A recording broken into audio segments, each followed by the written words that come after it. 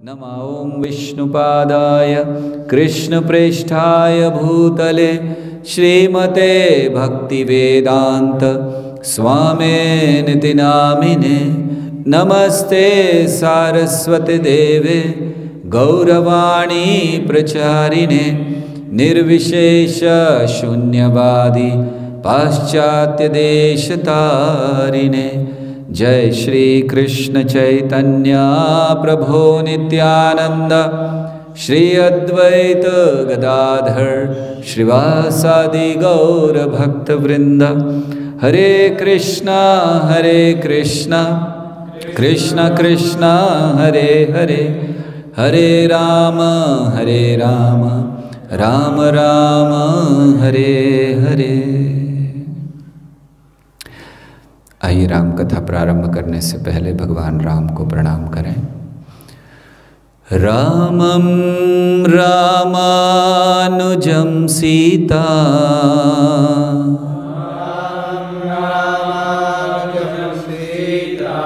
भरतं भरतानुजं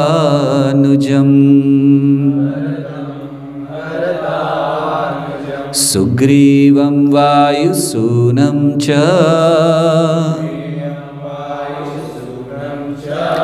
प्रणमामि पुनः पुनः। हम प्रणाम करते हैं भगवान श्री राम, श्रीमती सीता देवी, रामचंद्र जी के भाई भरत, लक्ष्मण और शत्रुघ्न और उनके मित्र श्री सुग्रीव, साथ ही साथ उनके परम भक्त वायुपुत्र हनुमान जी को बारंबार प्रणाम है। हरे कृष्णा। तो ये राम कथा आगे चल रही है।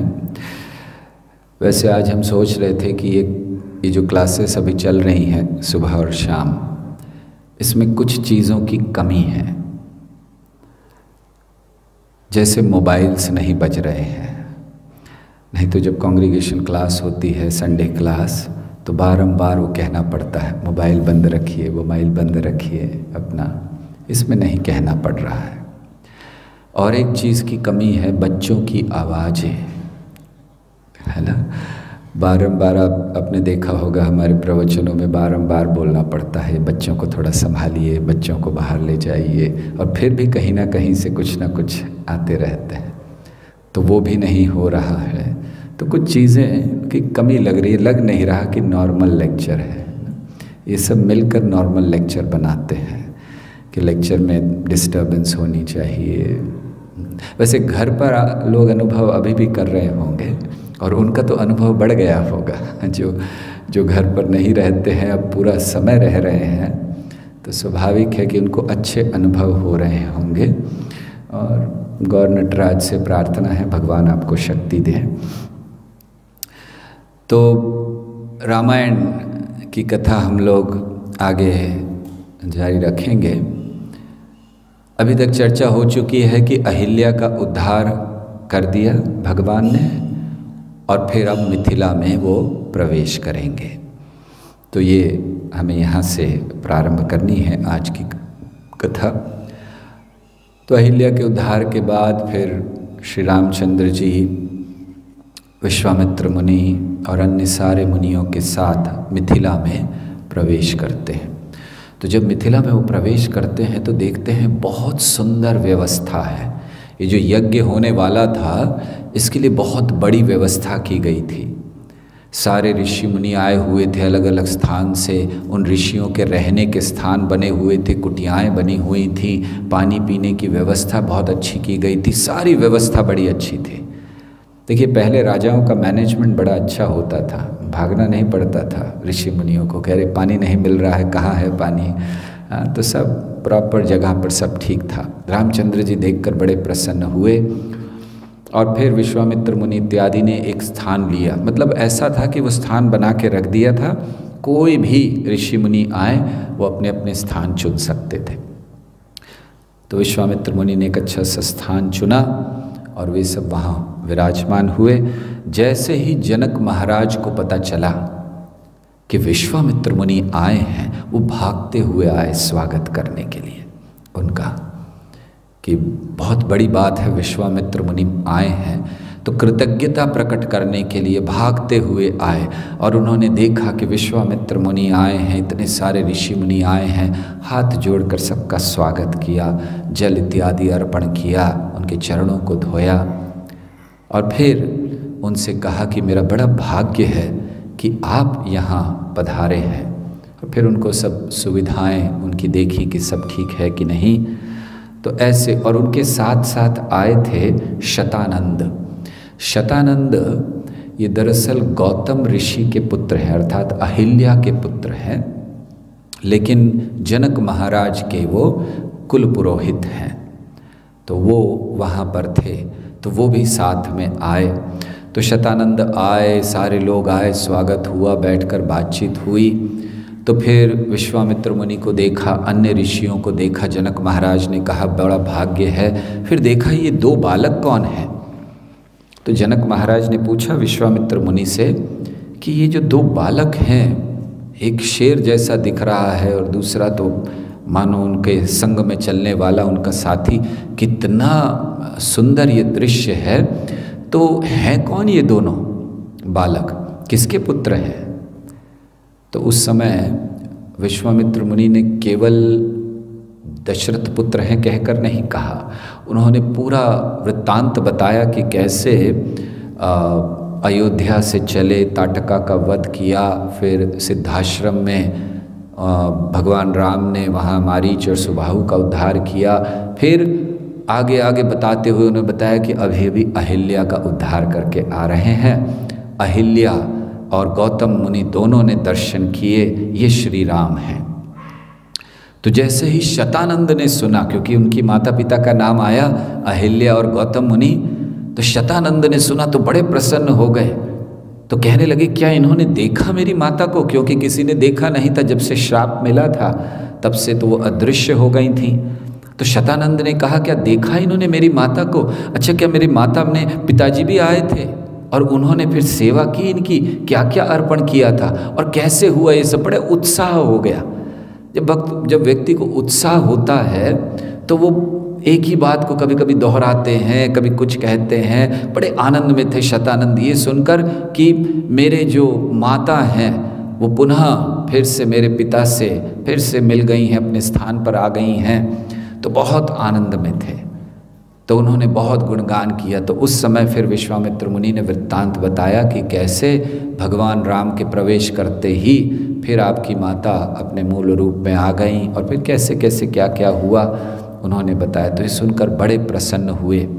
तो उस समय शतानंद मुनि कहने लगे श्री रामचंद्र जी से कि ये जो विश्वामित्र मुनि आपके साथ बैठे हैं, मैं इनका इतिहास कहता हूँ।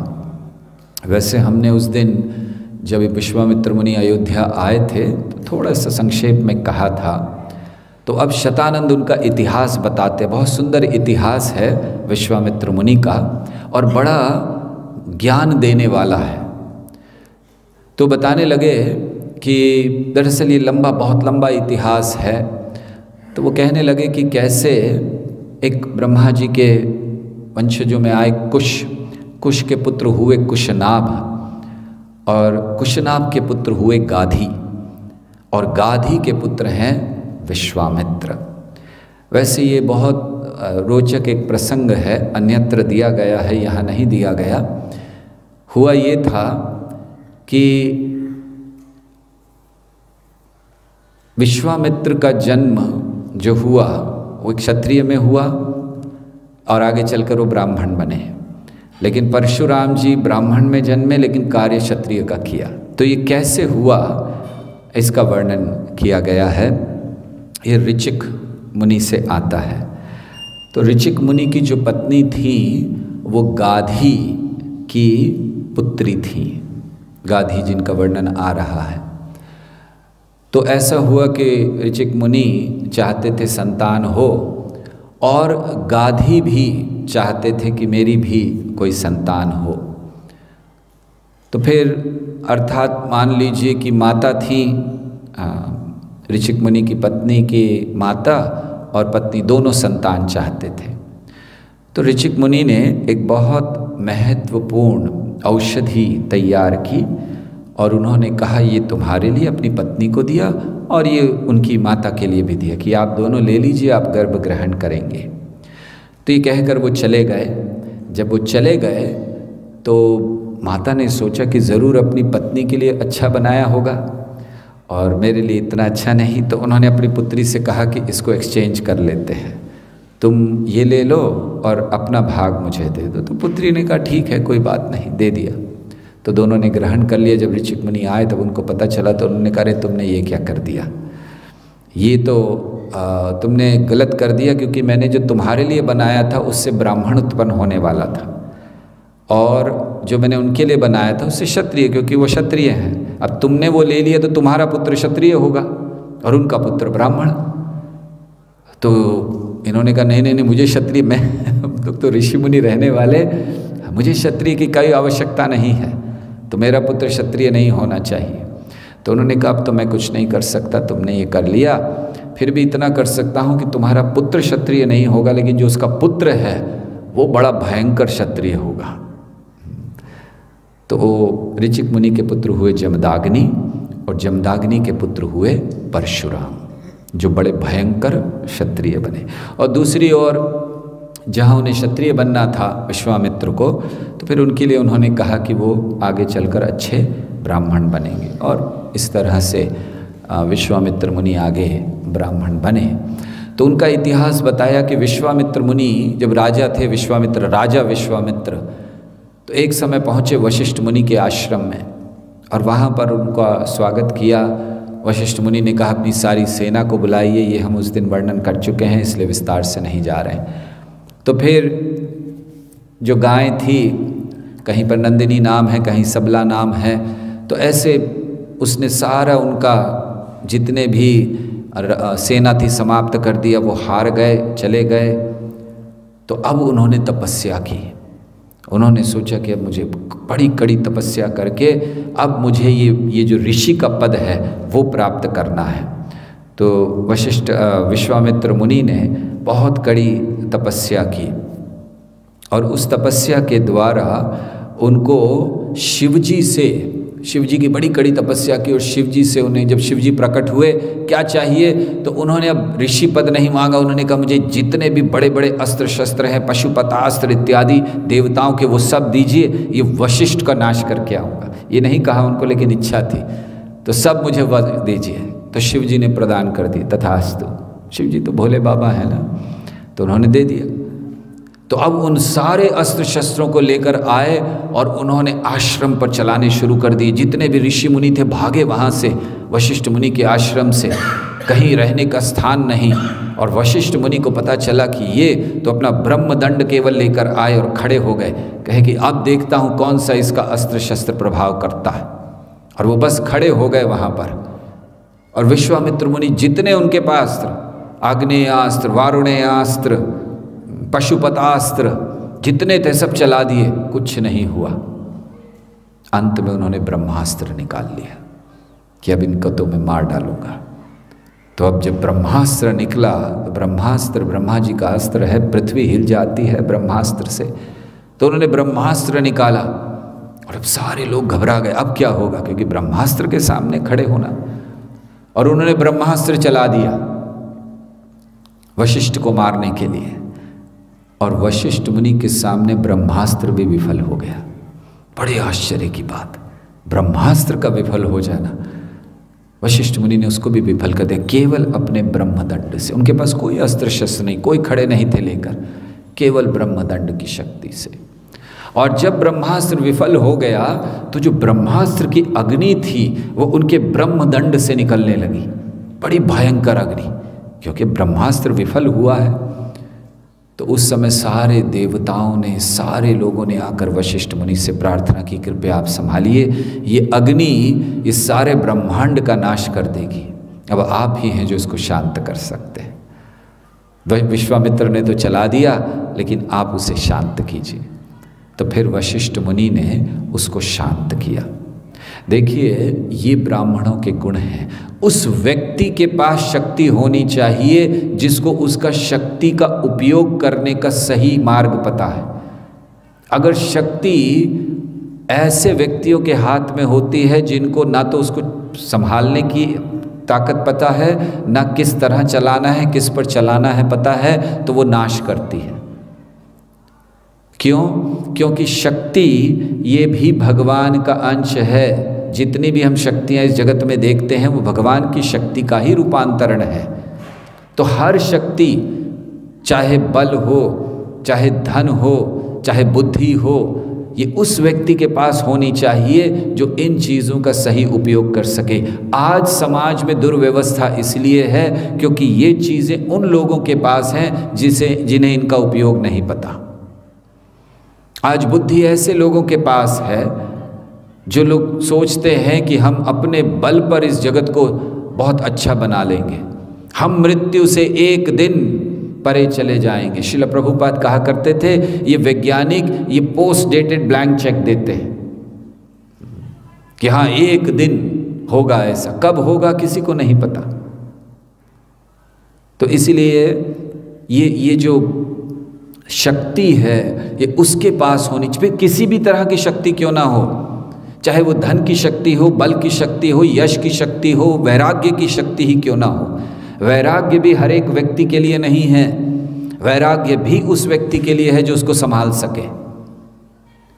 इसीलिए ये जो शक्तियाँ, क्योंकि ये सब शक्ति प्रदान करती है, वैराग्य शक्ति प्रदान करता है, धन शक्ति प्रदान करता है, बल शक्ति प्रदान करता है, तो उसके लिए हमारे पास क्षमता होनी चाहिए उसको संभालने की, अन्यथा समाज में उत्पात होगा। और आज यही कारण है समाज में उत्पात होने का।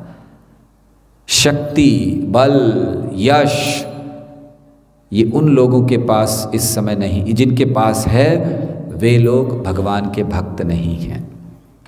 सही उपयोग शक्ति का है भगवान की सेवा में इस्तेमाल करना।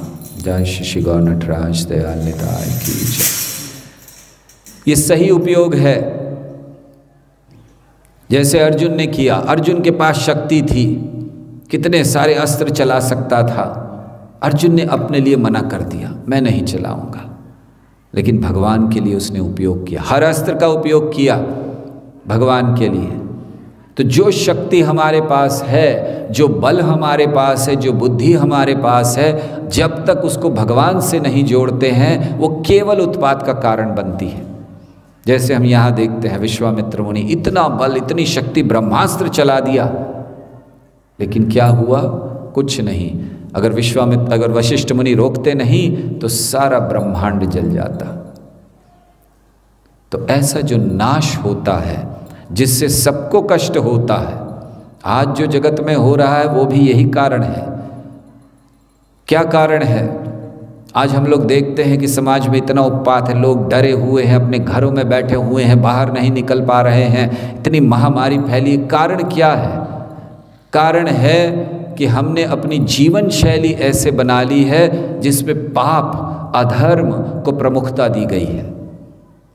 इसलिए ये समय हमें बहुत सी शिक्षाएं देता है।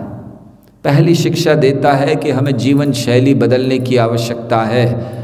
अगर इसी प्रकार की जीवन शैली चलती रही तो ऐसे और बहुत से कष्ट हमारे जीवन में आएंगे।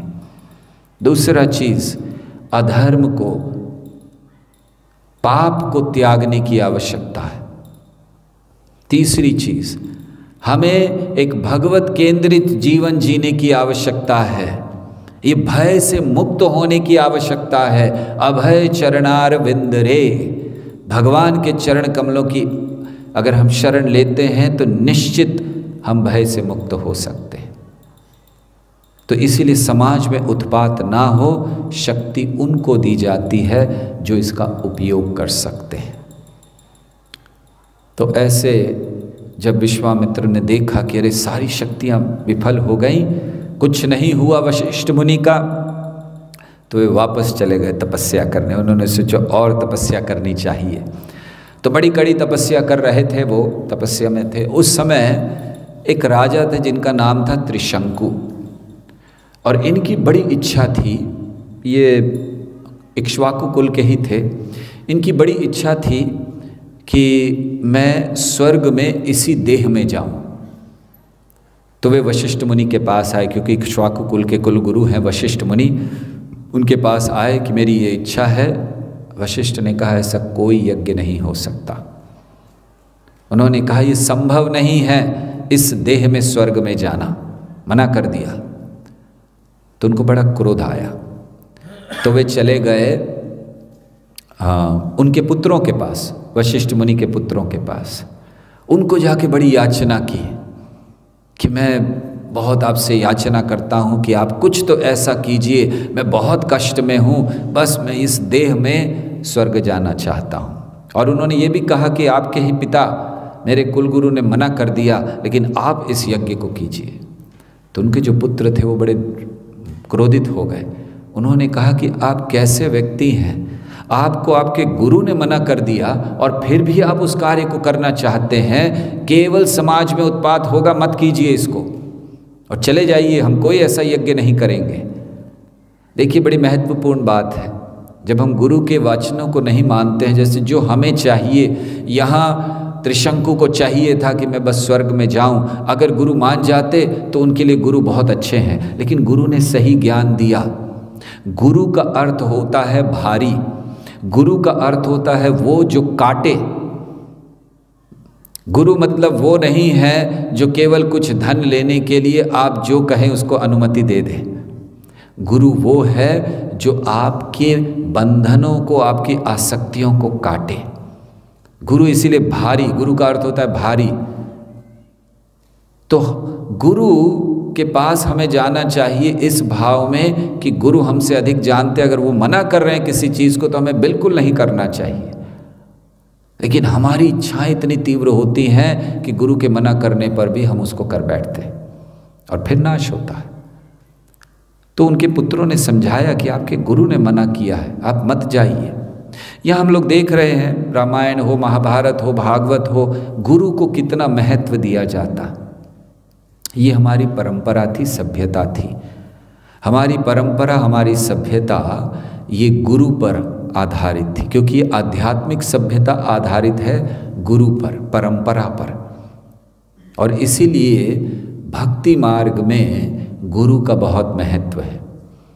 यस्य प्रसादात भगवत प्रसादो यस्या प्रसादात न गति कुतोपि।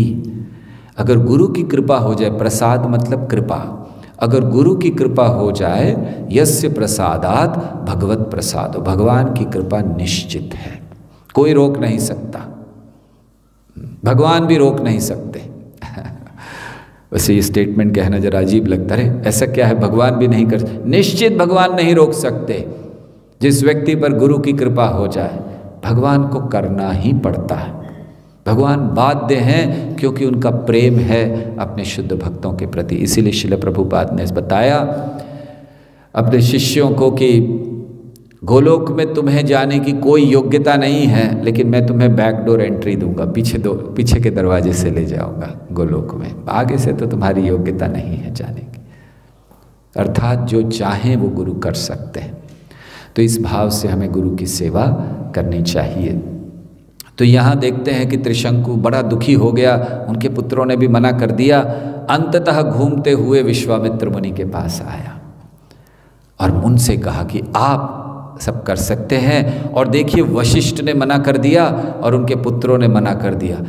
वैसे विश्वामित्र को कोई करने की इच्छा नहीं थी, लेकिन जैसे ही सुना किसने मना किया, वशिष्ठ ने, चलो आओ मैं करूँगा यज्ञ, मैं देखता हूँ कैसे नहीं होता।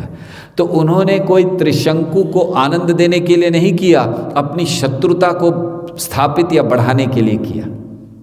ऐसा होता है ना कि जब ऐसा मेरे शत्रु ने ऐसा किया, नहीं तब तो मैं तुम्हें जरूर करूँगा। तो उन्होंने यज्ञ ही नहीं, उन्होंने सारे ब्राह्मणों को बुलाया, यज्ञ करने वाले, आदेश लिखकर भेजा, जाओ ये मेरा आदेश सबको सुनाओ कि मैंने सबको बुलाया है यज्ञ करने के लिए, और जो नहीं आएंगे मैं उनको श्राप दे दूंगा। तो सारे ऋषि मुनि आए, केवल वशिष्ठ मुनि के पुत्र और वशिष्ठ वो नहीं आए। उन्होंने कहा हमारे कुछ लेना देना नहीं है इससे। तो उस समय जब उनको पता चला तो उन्होंने श्राप भी दे दिया वशिष्ठ मुनि के पुत्रों को, लेकिन कोई श्राप ऐसा, जब उनके इतने अस्त्र शस्त्र नहीं लगे। तो उसके बाद उन्होंने यज्ञ किया और यज्ञ में जब उन्होंने देवताओं को बुलाया आहुति के लिए, कोई देवता नहीं आए। ये वो समय था यज्ञ का जब यज्ञ में स्वयं देवता आके आहुतियाँ लिया करते थे। आज तो हम लोग नाम पढ़कर डाल देते, पता नहीं चलता है कि अग्नि में गया या कहाँ गया, लेकिन उस समय वो प्रत्यक्ष इंद्र आते थे, वरुण आते थे, सब आते थे, अपना अपना हिस्सा स्वीकार करते थे। तो उन्होंने बुलाया, एक भी देवता नहीं आए। बड़े आश्चर्य की बात। तो विश्वामित्र को बड़ा क्रोध आ गया और उन्होंने कहा, देखो अब मेरा बल, मैं अपने बल से इसको अभी स्वर्ग भेजूंगा। और उन्होंने ये कहा और उनके बल से सबने देखा कि त्रिशंकु उसी देह में स्वर्ग में पहुंच गए, स्वर्ग की ओर। अब जैसे ही वो स्वर्ग पर पहुंचा, एंट्री कर रहा था, वहाँ इंद्र खड़े थे, आए होंगे घूमने के लिए गेट पर। तो इंद्र खड़े थे। तो इंद्र ने कहा, क्या बात है भाई, कहाँ आ रहे हो? ये देह में अलाउड नहीं है अंदर आना। तो उन्होंने कहा, नहीं वो मुझे किसी ने भी, वापस जाओ। तो उनको उल्टे सर वहाँ से फेंका, मतलब सर पृथ्वी की ओर, पाँव ऊपर, और वो गिर रहे हैं नीचे। तो जो गिरने लगे तो चिल्लाए त्रिशंकु, बचाइए बचाइए विश्वामित्र मुनि को। तो विश्वामित्र मुनि को पता चला, अरे इंद्र की इतनी हिम्मत कि उसने मेरे भेजे हुए तो उन्होंने उधर ही रोक दिया, तुम उधर रुक जाओ। तो झगड़ा चल रहा है इंद्र में और हमारे विश्वामित्र में, लटक गया। वो ऊपर नहीं जाने दे रहे हैं कि ये इंद्र, ये ऊपर नहीं आएगा, और ये नीचे नहीं आने दे रहे हैं। अब वो इसीलिए त्रिशंकु शब्द ही इसीलिए आता है। उसके बाद से प्रसिद्ध हुआ कि जब कोई व्यक्ति ऐसी अवस्था में होता है जहाँ वो बेचारा फंस जाता है, तो उसको कहा जाता है त्रिशंकु हो गया है। त्रिशंकु मतलब ना ऊपर जा सकता है ना नीचे, और लटका पड़ा है वहाँ पर। और ये दोनों अपनी चला रहे हैं। इंद्र कह रहे मैं आने नहीं दूंगा, विश्वामित्र कह रहे मैं नीचे नहीं आने दूंगा। पहले तो बेचारा कम से कम पृथ्वी पे तो था। तो जब देखा कि इंद्र प्रवेश नहीं दे रहे हैं, तो विश्वामित्र मुनि ने कहा, मैं एक नया स्वर्ग बना दूंगा। देखिए क्या, जब किसी के पास बहुत शक्ति हो जाए, और अभी हम यही चर्चा कर रहे थे, वो बड़ा दुरुपयोग करते हैं। इसलिए शक्ति किसके पास होना है बहुत आवश्यक है। तो उन्होंने कहा, मैं एक नया स्वर्ग बना दूंगा इसके लिए, त्रिशंकु के लिए, लेकिन नीचे नहीं आने दूंगा इसको। बेचारा लटका हुआ है, सर नीचे पाँव ऊपर। तो उन्होंने वहीं पर उसके लिए नया स्वर्ग बना दिया, नए सप्त ऋषि, सब कुछ नया, पूरा नया स्वर्ग क्रिएट कर दिया उनके लिए। आश्चर्य सब लोगों को, सब देख रहे हैं ये क्या हो गया, नियम प्रकृति का बदल रहा है, नया स्वर्ग बन गया है, और वहाँ वो है। फिर सारे ये चल ही रहा था झगड़ा इंद्र से। फिर सारे ऋषि मुनियों ने, देवताओं ने आकर प्रार्थना की विश्वामित्र से, क्या कर रहे हैं आप ऋषि हैं, आपको अच्छा और ऋषि पद प्राप्त होना है। उस समय वो राज ऋषि थे, तो आपको और अच्छा ऋषि पद प्राप्त होना है, ये सब मत कीजिए।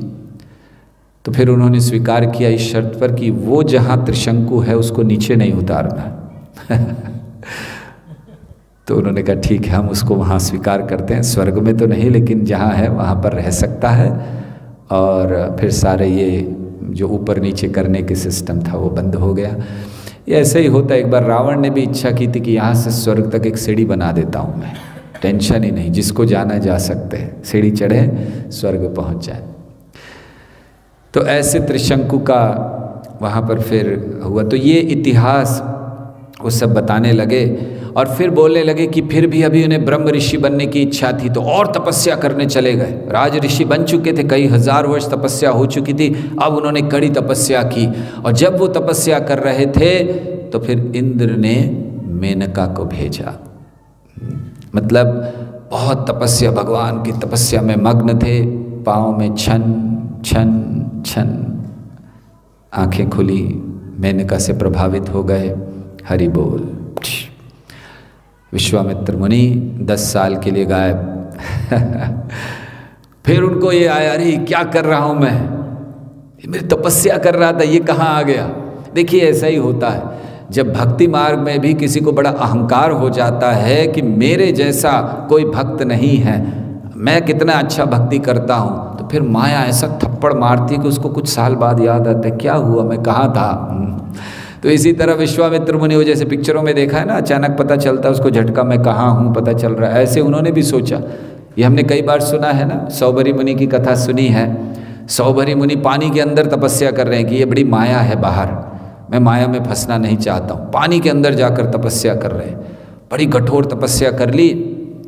मछलियों को देख लिया, 2 मछलियों को प्रेम का आदान प्रदान करते हो। अब मछलियों से कौन प्रभावित होता है? मछलियों को देखकर कौन प्रभावित होगा? सौबरी मुनि उनको देखकर प्रभावित हो गए, मन विचलित हो गया।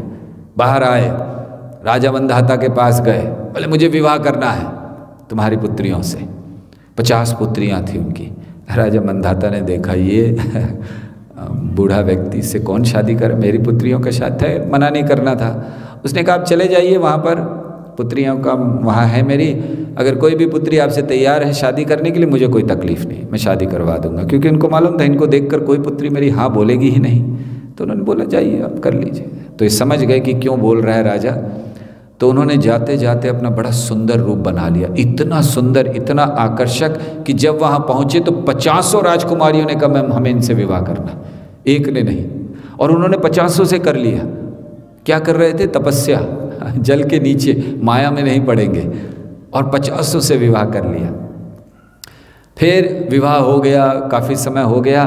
एक दिन नदी के किनारे पेड़ के नीचे बैठे हुए थे और उनको याद आया मैं क्या कर रहा हूँ यहाँ पर तो पानी के अंदर था, तपस्या कर रहा था, कहाँ पहुँच गया। इसे माया कहते हैं कि हम लोग बहुत कहीं किसी अच्छे स्थान पर आगे आगे आगे बढ़ रहे हैं, फिर माया का थप्पड़ पड़ता है, फिर कई साल बाद याद आता है मैं क्या कर रहा हूँ, कहाँ था मैं और कहाँ आ गया। तो विश्वामित्र मुनि का भी कथा, ऐसे कई उदाहरण हैं। लेकिन एक और हम विश्वामित्र मुनि के उदाहरण देखते हैं, सौबरी मुनि के उदाहरण देखते हैं, जिनको केवल थोड़े से चीज़ों से पतन हो गया। लेकिन दूसरी ओर एक उदाहरण है हरिदास ठाकुर। हरिदास ठाकुर ने कोई हजारों वर्षों तक तपस्या नहीं की थी। हरिदास ठाकुर केवल भगवान के नाम का उच्चारण करते थे और उनको प्रभावित करने के लिए एक वेश्या को भेजा गया, बहुत सुंदर वेश्या। रात्रि के समय वो आई अकेले में, जहाँ कोई नहीं थे, तो वो आई और हरिदास ठाकुर समझ गए। लेकिन हरिदास ठाकुर ने सोचा कि इसका भी उद्धार करना चाहिए। देखिए भक्त क्या भाव हो सकता है, इसको कहते हैं करुणा की पराकाष्ठा। कि वो समझ गए हरिदास ठाकुर कि ये मुझे बदनाम करने आई है, अगर मैंने इसके साथ कुछ भी किया तो अभी पूरे जगत में बदनाम कर देगी और मैं कहीं का नहीं रहूँगा। लेकिन फिर भी हरिदास ठाकुर ने सोचा नहीं, इसका उद्धार करना चाहिए। तो हरिदास ठाकुर वहाँ बने रहे। वेश्या आई, रात को आई, उन्होंने कहा पूरा बैठे रहो, अभी जप कर रहा हूँ मैं, बस मेरा पूरा जप हो जाए फिर जो तुम कहोगी करेंगे। पूरी रात बैठी रही, हरिदास ठाकुर के मुख से भगवान का नाम सुनती रही, हरे कृष्णा कृष्णा कृष्णा हरे हरे, हरे राम राम राम हरे हरे। ऐसे कहते हैं लाभ मात्र साधु संग सर्व सिद्धि है। इसने तो पूरी रात हरिदास ठाकुर के साथ उनके मुख से भगवान का नाम सुना, क्या प्रभाव हुआ होगा उसको। लेकिन फिर अगले दिन वो आई, मैं अब जाती हूँ, आज फिर आऊँगी। अच्छा ठीक है। फिर आई हरिदास ठाकुर, फिर अभी मेरा जप पूरा नहीं हुआ। तीसरे दिन समर्पण कर दिया, 3 दिन बाद उसने क्षमा मांगी हरिदास ठाकुर से। तो एक और हम देखते हैं विश्वामित्र मुनि हजारों वर्ष की तपस्या करने पर भी एक जरा से अप्सरा से प्रभावित होगा। और इधर हरिदास ठाकुर कोई बड़ी तपस्या नहीं, केवल नाम का बल, भगवान के नाम की शक्तिपूर्ण श्रद्धा उसमें प्रभावित नहीं हुआ। आगे चलकर कहा जाता है स्वयं उनको प्रभावित करने के लिए माया देवी आई थी, हरिदास ठाकुर प्रभावित नहीं हुए। तो ये भक्ति की शक्ति है। तो ऐसे विश्वामित्र मुनि ने तपस्या की और फिर भंग हो गई, फिर से उन्होंने तपस्या की बहुत कड़ी, उनको ब्रह्म ऋषि पद प्राप्त करना है। लेकिन फिर रंभा आ गई। इंद्र के पास कमी नहीं है अप्सराओं की, तो इंद्र भेजते रहते। मेनका को भेजा, फिर दूसरी बार कहा तो मेनका ने कहा नहीं वो पहली बार गए थे तो अब तो मार डालेगा, ठीक है रंभा को भेज दिया। रंभा आई, रंभा प्रभावित करने लगी। विश्वामित्र मुनि ने देखा इस बार काम वासना से प्रभावित नहीं हुए, लेकिन क्रोध आ गया। उन्होंने देखा और उसको पत्थर बना दिया, रंभा पत्थर हो गई। और विश्वामित्र मुनि का बल चला गया तपस्या का, क्रोध कर दिया उन्होंने।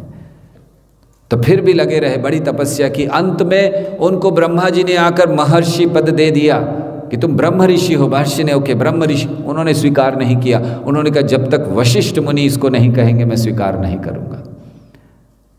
और फिर उन्होंने वशिष्ठ मुनि के चरण पकड़े, नम्रता दिखलाई। अब तक अहंकार था, नम्रता दिखलाई विश्वामित्र मुनि ने, और वशिष्ठ मुनि ने स्वीकार किया उन्हें, ठीक है। और तब से वो ब्रह्म ऋषि हुए। तो ये पूरा वृत्तांत शतानंद उनको समझाते हैं, सिखाते हैं। तो ये बहुत सुंदर वृत्तांत हुआ। अब विवाह की बात होनी है, सीता के विवाह की बात। तो विश्वामित्र मुनि ने जनक महाराज से कहा कि ये राम और लक्ष्मण, ये आपके उस धनुष को देखने के बड़े लालसा है इनको, आपका वो धनुष देखना चाहते हैं। तो उन्होंने कहा मैं उससे पहले इसका इतिहास बताता हूँ, ये धनुष कहाँ से आया। तो उस समय वैसे मिथिला नगरी का भी एक इतिहास है कि ये नाम मिथिला कैसे आया, जनक कैसे आया। तो ऐसा हुआ कि एक राजा थे इक्ष्वाकु कुल के। एक समय वो एक यज्ञ करना चाहते थे, तो उन्होंने वशिष्ठ मुनि से कहा कि मैं यज्ञ करना चाहता हूँ। तो वशिष्ठ मुनि उस समय इंद्रदेव को वचन दे चुके थे यज्ञ के लिए। तो उन्होंने राजा से कहा कि मैं तो इंद्र को वचन दे चुका हूँ, मैं जा रहा हूँ, आने के बाद करेंगे। वो चले गए। तो राजा को क्रोध आया कि अरे मेरे कुलगुरु हैं, पहले मेरा यज्ञ कराना चाहिए था, इंद्र के पास क्यों चले गए? क्या इंद्र ज़्यादा कुछ दे रहे थे क्या, दक्षिणा, या क्या बात है? तो उनको अच्छा नहीं लगा, उन्होंने किसी और से यज्ञ करवा लिया। जब आए वापस वशिष्ठ मुनि तो उनको बड़ा क्रोध आया कि अरे आपने कैसे यज्ञ कर लिया, कुलगुरु मैं हूँ, मेरी अनुमति के बिना आपने कैसे करा लिया? तो उनको बड़ा क्रोध आया। तो उस समय उन्होंने राजा को श्राप दे दिया, तुम नृदेह हो जाओ। नृदेह मतलब तुम्हारा ये जो स्थूल शरीर है वो चला जाए, भौतिक। उस राजा ने भी श्राप दे दिया वशिष्ठ मुनि को, आप भी नृदेह हो जाओ, आप गलत कर रहे हो, आपका कर्तव्य था कुलगुरु के रूप में पहले मेरा यज्ञ कराना, आप केवल कुछ धन की खातिर इंद्र के पास चले गए, इसीलिए आप भी नृदेह हो जाओ। तो उस समय वशिष्ठ मुनि का भी देह चला गया और वशिष्ठ मुनि को रखा गया एक कुंभ में, कुंभ मतलब एक मटके में, ऐसा कहा गया है। और उसी में अगस्त्य मुनि को भी रखा गया था। और इसीलिए अगस्त्य मुनि और वशिष्ठ मुनि भाई कहलाते हैं, या दोनों कुंभ मुनि कहलाते हैं। एक और नाम है उनका कुंभ मुनि। तो उनको उसमें रखा गया उस समय। और जो राजा थे, जो जिनका शरीर जो नृदेह हो गए या उनके शरीर उन्होंने त्याग दिया, तो उनके शरीर को मंथन किया गया, जिसे वहाँ की भाषा में मिथि कहते हैं, मिथि मंथन करना, मिथि करना। तो इसीलिए जिस स्थान पर वो किया गया वहाँ एक नया राज्य बना जिसे मिथिला कहा गया। तो वो मिथिला कहलाया। और उसके जितने भी राजा हुए हैं उनको जनक का पद दिया जाता है। तो जनक ये एक पद है, ये नाम नहीं है। जो सीता देवी के पिता हैं ये उनका नाम नहीं है, उनका नाम है क्षीरध्वज। दो भाई हैं, क्षीरध्वज, कुशध्वज। तो क्षीरध्वज जनक कहलाते हैं जो सीता देवी के पिता हैं। लेकिन उनके कुल में जो भी राजा बनते हैं उन सबको जनक कहा जाता है। जैसे पूर्व काल में उनके राज्य में एक राजा हुए जिनको ये धनुष मिला था, तो वो भी जनक कहलाए थे। तो वैसे देवरात उनका नाम था, तो उनको भी जनक कहा जाता था। तो ये इतिहास मिथिला का। और अब इतिहास इस धनुष का। ये धनुष कैसा था, वर्णन करते हैं वाल्मीकि मुनि कि जब उसको लाने के लिए कहा गया, एक बहुत बड़ी गाड़ी पर रखा गया था वो, और जब लाने के लिए कहा गया तो 5000 लोग, हट्टे कट्टे लोग बड़ी मुश्किल से उसको खींच कर ला रहे थे। ये धनुष था। अभी हम लोग तो कल्पना ही नहीं कर सकते कि ऐसा भी हो सकता है कि 5000 लोग बड़ी मुश्किल से उसको खींच कर ला रहे हैं। तो क्या था इस धनुष का इतिहास? एक बार ऐसा हुआ कि देवताओं में नारद मुनि और इंद्र आदि बैठे हुए थे, चर्चा चल रही थी। तो चर्चा क्या हुई, ऐसे चल रही थी तो कहा कि कुछ बहुत दिनों से कुछ रोमांचक हुआ नहीं, कुछ इंटरेस्टिंग नहीं हुआ है चीज़, कुछ किया जाए तो क्या किया जाए? बोले कुछ ऐसा जो अब तक नहीं हुआ। तो बोले अब तक तो शिवजी और भगवान का युद्ध नहीं हुआ। अगर वो हो जाए तो कितना आनंद आए, नारद मुनि ने कहा है।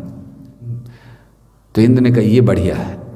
इंद्र, हम जाकर शिवजी से प्रार्थना करेंगे कि वो भगवान से लड़े। बोले वो तो बिल्कुल नहीं लड़ेंगे। वो क्यों लड़ेंगे भगवान से? बोले हम लोग प्रार्थना मांगेंगे, चलिए सब। तो फिर इंद्र आदि देव सब लोग गए शिवजी के पास। शिवजी से उन्होंने कहा, शिवजी हमारी एक बड़ी प्रार्थना, बड़ी तीव्रता से आपसे हमारी जो मांग है पूरी कीजिए। तो क्या प्रार्थना है आपकी? तो उन्होंने कहा कुछ नहीं, बस हम ये चाहते हैं कि हम देखना चाहते हैं कि आप भगवान से युद्ध करें, विष्णु से। तो शिवजी ने कहा क्या मैं भगवान से युद्ध करूं? मेरे स्वामी हैं वो है, हमारी यही इच्छा है। तो जब देवताओं ने बहुत कहा तो यही बात है कि हम बता रहे थे पहले भी कि शिवजी बड़े भोले हैं। तो शिवजी ने कहा ठीक है, अगर आपकी इच्छा है तो मैं करूँगा। उनके हाँ कहने का कारण क्या था? वो ये सोच रहे थे कि कम से कम मैं दर्शन तो कर लूँगा। मालूम था हारने वाला तो हूँ मैं, जीतने की इच्छा नहीं थी, लेकिन भगवान के दर्शन की इच्छा थी। और फिर थोड़ा सा उनसे युद्ध करके उनकी सेवा भी हो जाएगी। तो शिवजी ने उसको स्वीकार कर लिया कि हम उस भगवान के दर्शन करेंगे, मुझे भगवान की कृपा प्राप्त होगी। तो उस समय 2 धनुष बने।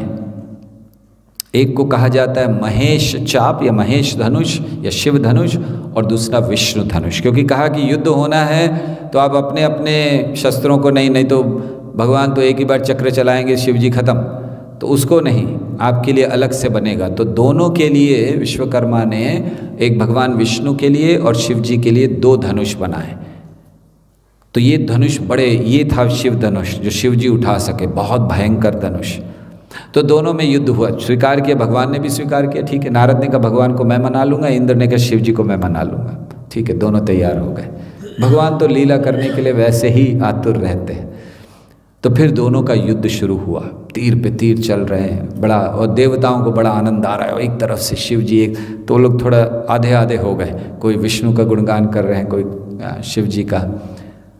और फिर जब थोड़ी देर हो गई तब भगवान ने कहा बहुत देर हो गई भगवान ने। तो फिर भगवान ने जब तीर चलाने शुरू किए, शिव जी भागे जान बचाकर, शिव जी खड़े नहीं रह पाए। और फिर शिव जी ने उनसे कहा अरे ये तो खेल है, ये खेल है, बंद कीजिए बंद कीजिए। तो भगवान को फिर क्योंकि वो तो खेल कर रहे थे, तो सही में मार रहे हैं मुझे, भगवान भी नहीं मारने वाले थे, वो भी खेल ही कर रहे थे।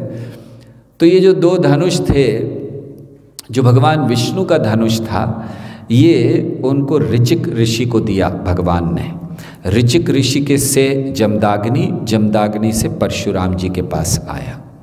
और शिव जी का धनुष देवरात जनक को दिया गया। फिर देवराज जनक के द्वारा उसके वंशजों से होते हुए अब क्षीरध्वज अर्थात ये जो सीता देवी के पिता हैं, इनके पास ये धनुष आया था। तो ये इस धनुष का इतिहास है कि कैसे ये इतना भारी था। एक स्थान पे लिखा गया है कि उन्होंने ये शर्त क्यों रखी सीता देवी के लिए कि जो इस धनुष को उठाएगा वो केवल सीता से विवाह करेगा। कई अलग अलग स्थानों पर अलग अलग वर्णन है। एक वर्णन आता है क्योंकि जनक महाराज चाहते थे कि भगवान आएँ और इसको उठाएं, क्योंकि शिव जी के धनुष को विष्णु के अलावा और कोई उठा नहीं पाएंगे, तो इसीलिए उनका इंतज़ार कर रहे थे। दूसरा एक कारण दिया जाता है कि एक समय ऐसा हुआ कि सीता देवी बड़ी छोटी थी, खेल रही थी। सीता देवी का भी इतिहास कहेंगे कैसे प्राप्त हुई, और उसके कई अलग अलग वर्णन है कि कैसे सीता देवी प्राप्त हुई। तो उन्होंने ये जो सीता देवी छोटी सी थी, खेल रही थी, तो एक समय उन्हें कुछ पेड़ से फल तोड़ने की इच्छा हुई और उनका हाथ नहीं पहुंच रहा था, छोटी थी। तो उन्होंने इधर उधर देखा, कुछ दिखा नहीं, तो देखा दूर अंदर ये धनुष पड़ा हुआ था शिव जी का। तो सीता देवी गई, उन्होंने धनुष उठाया और ऐसे उससे वो फल तोड़ने लगी उस धनुष से।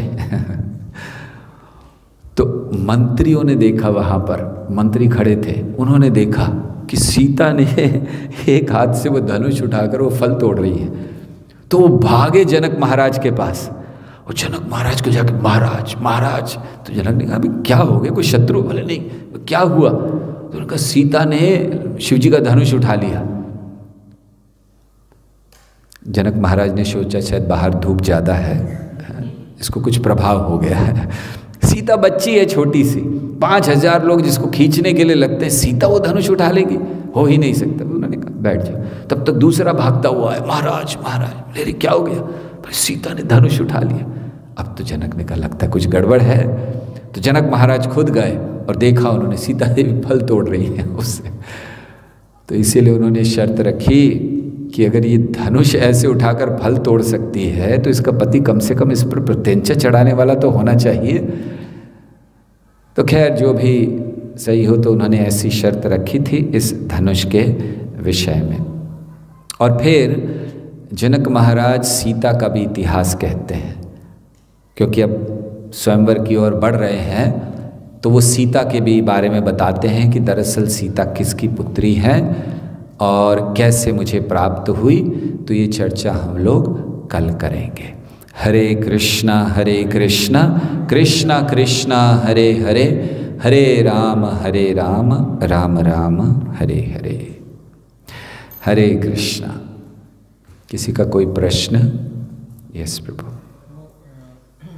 जैसे विश्वामित्र ने वशिष्ठ मुनि और उनके पुत्रों को श्राप दिया तो उन्हें नहीं लगा वो, जबकि उस समय राज ऋषि थे, लेकिन एक क्षत्रिय ने श्राप दिया उनके जो राजा थे, जिनके कुलगुरु थे वशिष्ठ, तो उनको श्राप लग गया।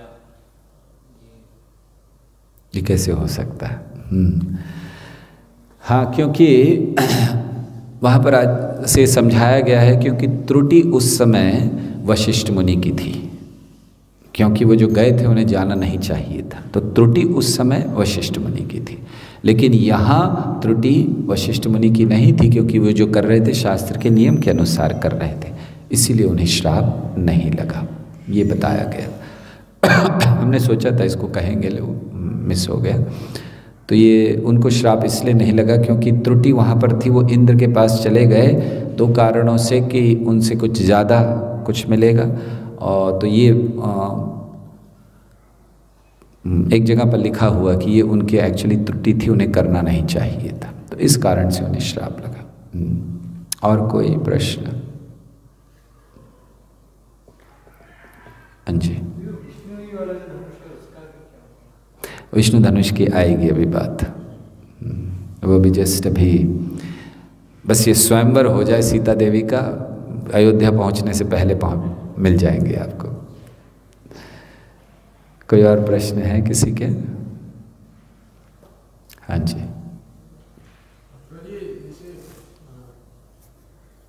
दशरथ महाराज ने जब विश्वामित्र आए थे राम को ले जाने के लिए, तो कैसे मतलब उन्होंने इतना उनके ऊपर विश्वास किया, ये सब देखते हुए विश्वामित्र इतिहास, उस समय उनको इतिहास पहली बात पता नहीं थी, तो अब पता चल रही है, वो भी अभी दशरथ नहीं है वहाँ पर। दूसरी चीज़, अगर इतिहास पता भी हो, लेकिन उस समय वो बहुत बड़े ऋषि हैं, ठीक है, जो भी इतिहास रहा हो, हम इतिहास से किसी व्यक्ति का वर्तमान नहीं निश्चित करते हैं। अन्यथा वाल्मीकि मुनि को कोई मुनि नहीं मानेगा, हम उनको वाल्मीकि मुनि कहते हैं, हम उनको रत्नाकर डाकू नहीं कहते हैं ना। तो किसी के इतिहास से उनका वर्तमान नहीं देखा जाता, उनके वर्तमान स्थिति से उनको मान सम्मान या उनके ऊपर विश्वास किया जाता। तो भले विश्वामित्र मुनि पूर्व में जो भी रहे हों, लेकिन इस समय दोनों कह रहे थे, विश्वामित्र मुनि और वशिष्ठ दोनों ने कहा, तो एक तरफ उनके लिए कुलगुरु हैं और दूसरी तरफ इतने महान ऋषि हैं, तो फिर उनको स्वीकार करना है, पहला कारण। दूसरा, जैसे हमने बताया कि इतिहास से किसी को नहीं लेना चाहिए, हर साधु का इतिहास होता है और हर पापी का एक भविष्य होता है, याद रखिए। आज जो हमें पापी दिख रहे हैं, हो सकता है कल उनका अच्छा भविष्य हो, और जो पहले पूर्व काल में पापी थे आज वो साधु हैं। तो इसलिए उनके ये एक अपराध है कि उनके इतिहास से किसी व्यक्ति को साधु या असाधु मानना। तो इसलिए उन्होंने विश्वास करके भेज दिया कि हमें इनको विश्वास करना चाहिए। फिर कुलगुरु ने कहा तो विश्वास निश्चित करना है। उस समय बड़े प्रतिष्ठित थे विश्वामित्र मुनि। और तीसरा कारण कि ये वो समय था जब राजा साधुओं की बात को कभी टालते नहीं थे। ये वो समय था। आजकल तो समय अलग हो गया, इसलिए हमारे मन में प्रश्न आ रहे हैं। ये वो समय था कि साधुओं ने, उसका प्रमाण क्या है? हम कल 2 दिन पहले वर्णन कर रहे थे कि रावण को बंदी बना लिया था कार्तवीर्य अर्जुन ने। हम लोग वर्णन किए थे। तो कार्तवीर्य अर्जुन ने बंदी बना लिया कि ये बड़ा बदमाश, सब जगह घूमता फिरता, अभी पड़ा रहेगा जेल में, देखते हैं कौन छुड़ाता है। कोई छुड़ा नहीं सकता था, किसी की शक्ति नहीं थी। पुलत्स्य ऋषि आए, उन्होंने कहा कि मेरे लड़के का लड़का है, ये मेरा पोता है, तो इसको छोड़ दो। कार्तवीर्य अर्जुन ने कोई प्रश्न नहीं किया उनसे, तुरंत छोड़ दिया। ये भी नहीं कहा कि जानते हैं इतना पापी आदमी है, छोड़ूंगा तो इसको क्या होगा, ये क्या करेगा, कुछ नहीं। क्योंकि इतने बड़े ऋषि ने आकर प्रार्थना की कि इसको छोड़ दो, तुरंत छोड़ दिया उसने, कोई प्रश्न नहीं किया, कुछ नहीं पूछा। तो समय ऐसा था जहाँ ऐसे बड़े बड़े ऋषियों का, ऐसे बड़े बड़े साधुओं का बड़ा मान सम्मान होता था। वो वैसे कुछ मांगते ही नहीं थे, और अगर उन्होंने कुछ मांग लिया तो राजा आतुर रहता था। दरअसल ये ऐसे ऋषि हैं विश्वामित्र मुनि, वशिष्ठ इत्यादि, कि इनको देने के लिए सारे राजा आतुर रहते थे कि बोले तो सही, क्योंकि ये लोग मांगते ही नहीं थे। और फिर जब वो लोग मांगे तो कौन मना कर सकता है, इसलिए दशरथ महाराज ने भेज दिया। कोई और प्रश्न? हाँ। तो जी आपने बताया कि इतने महान ऋषि भी माया के वश में आ जाते हैं, तो हम जैसे जीव कैसे इतने महान ऋषि भी माया के वश में आ सकते हैं, तो हमारा क्या होगा? हमारा से एक सही बात है कि हम भी आ सकते हैं, और हम हैं ही, आ सकते हैं नहीं ऐसा नहीं कहना चाहिए, हम तो हैं ही। तो हमारी क्या स्थिति है?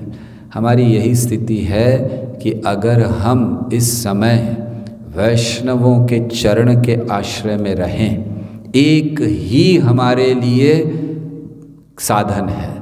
श्रील प्रभुपाद के चरणों को पकड़े रहें, जो उन्होंने हमें मार्ग दिया है उसका पालन करते रहें।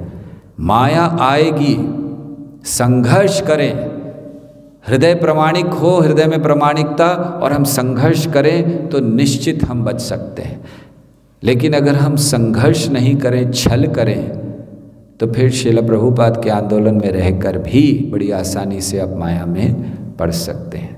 तो हमारे लिए बहुत सुंदर व्यवस्था श्रील प्रभुपाद ने की है कि चरणों को पकड़ लीजिए उनके। आमी तो कंगाल कृष्ण कृष्ण बोली धाई तव पाछे पाछे। बस ये मार्ग है हमारा कि हम जानें कि हम वैष्णवों के चरणों में रहें, मार्ग पर रहें, प्रार्थना करें। तो और ये बात ध्यान रखें कि हम अपने बल से नहीं जाएंगे, हम अपने बल से माया के परे नहीं जा सकते। ये बल शुद्ध वैष्णवों का या स्वयं भगवान का हो सकता है। भक्ति विनोद ठाकुर ने एक बहुत सुंदर भजन लिखा है, की जाने की बले तोमार स्थाने ते हईनु शरणागति। तो वो कहते हैं कि मुझे नहीं पता की जाने की बले, किसके बल पर, किसके आधार, किसकी शक्ति से मेरा कोई प्रति शरणागति हो रही, मैं नहीं जानता। कोई ना कोई भक्त ने प्रयास किया होगा मुझे यहाँ तक लाने के लिए, नहीं तो अपने बल पर तो हो नहीं सकता। तो ये मार्ग है भक्ति का। ठीक है, और कोई प्रश्न है? शिव जी और विष्णु में सबसे बड़ा कौन है? विष्णु और कृष्ण एक ही है? शिव जी और विष्णु में बड़ा कौन है, और क्या विष्णु और कृष्ण एक है? बहुत सुंदर प्रश्न है, बहुत अच्छा प्रश्न है।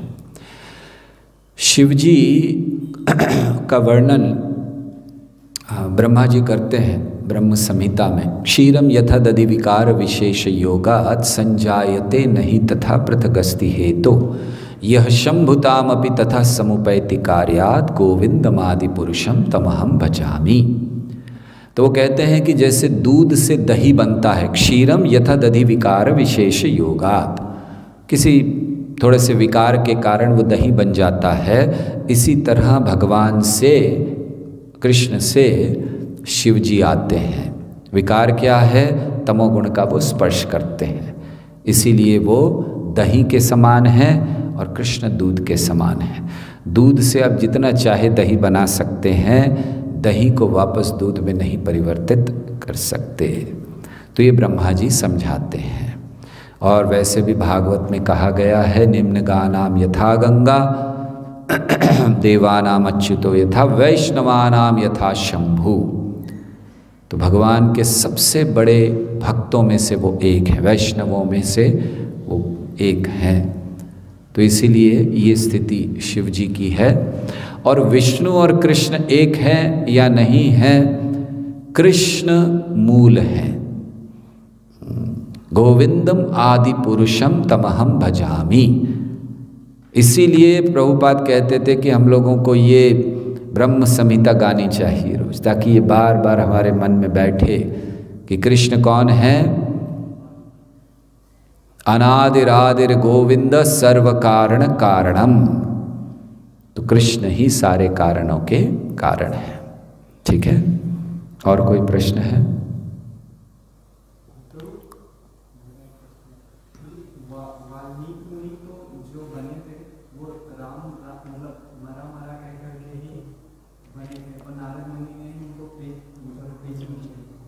लेकिन बाद में वो जो है फिर से नारद मुनि से क्वेश्चन करते हैं कि ये भगवान मतलब राम कौन है।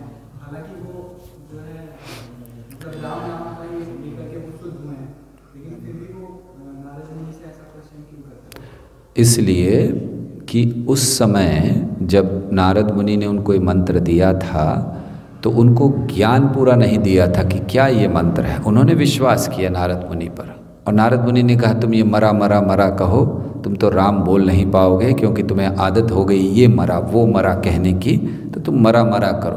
तो उन्होंने मरा मरा मरा मरा मरा मरा किया, और उस जब से उनको ये सब प्राप्त हुआ।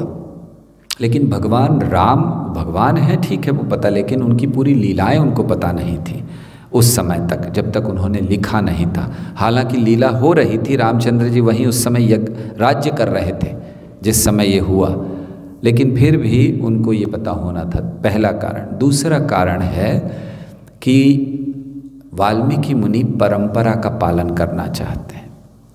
तो जब उन्हें ब्रह्मा जी से आदेश हुआ, जब नारद मुनि ने उनको बता दिया संक्षेप में, तब उन्होंने लिखना प्रारंभ किया, ताकि ये बता सकें जगत को कि जब तक गुरु का आदेश नहीं हो तब तक हमें कोई महत्वपूर्ण कार्य नहीं करना है, क्योंकि उसमें सफलता प्राप्त नहीं होती। तो इसलिए उन्होंने नारद मुनि से सुना और फिर उन्होंने उसको लिखा। ठीक है, हाँ जी।